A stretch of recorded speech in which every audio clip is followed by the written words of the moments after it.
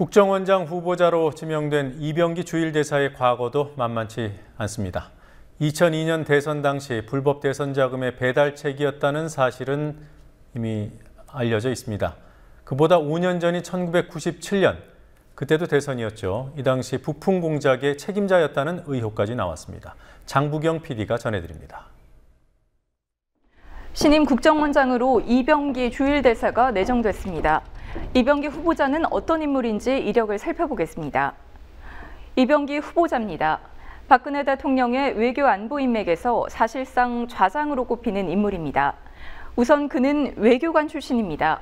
1974년 외무고시를 합격한 후 케냐 주재 한국대사관에서 외교관으로 근무했습니다. 그 후에는 비서와 참모 생활을 오래 했습니다. 2002년 대선 때는 이회창 한나라당 후보의 정치특보를 지냈습니다. 그리고 박근혜 정부 들어 주일대사에 임명됐습니다. 박근혜 대통령과의 인연은 언제부터 시작되었을까요? 알려져 있는 두 사람의 첫 대면은 노태우 정부 때였습니다. 당시 노태우 대통령이 박근혜 씨를 청와대로 초청했을 때 청와대 안내를 맡았던 사람이 바로 이병기 후보자였습니다. 이 인연은 2004년 3월 한나라당 대표 선거 때 이 후보자가 박근혜 당시 대표 후보를 도우면서 이어졌습니다. 박 대통령은 경쟁 후보 측에 있던 이 후보자를 직접 찾아가 도움을 요청한 것으로 알려졌습니다. 2005년 한나라당 대표였던 박 대통령은 이 후보자를 당 싱크탱크인 여의도 연구소 고문으로 임명합니다. 그 후 2007년과 2012년 두 차례 대선에서 박 대통령의 참모로 뛰었습니다. 그의 이력 중에서 잊지 말아야 할 사건들이 있었습니다. 먼저 옛 한나라당 불법 대선 자금 사건 당시 거액을 전달한 일입니다.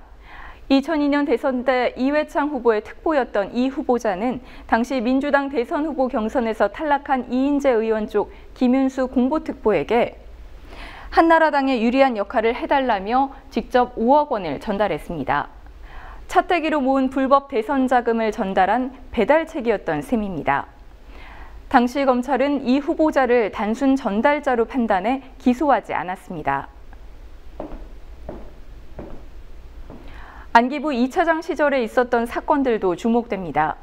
1997년 황장엽 전 북한 노동당 비서가 망명해 올 당시 이 후보자가 막후 작전을 총괄한 것으로 알려져 있습니다. 그 당시 부품 공작에 개입했다는 의혹도 있습니다. 대선을 앞둔 97년 12월 이대성 안기부 해외조사실 실장은 김대중 후보를 낙선시키기 위한 공작에 착수합니다.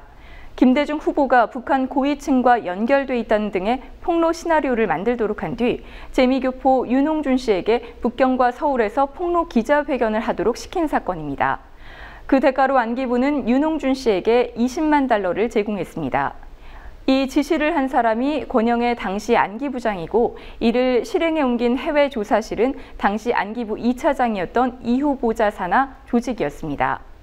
당시 이병기 후보자는 윤홍준 회견 당시 대만 출장 중이어서 공작 사실을 몰랐다고 발뺌했지만 결국 지시 사실을 털어놨다는 기사도 나왔습니다.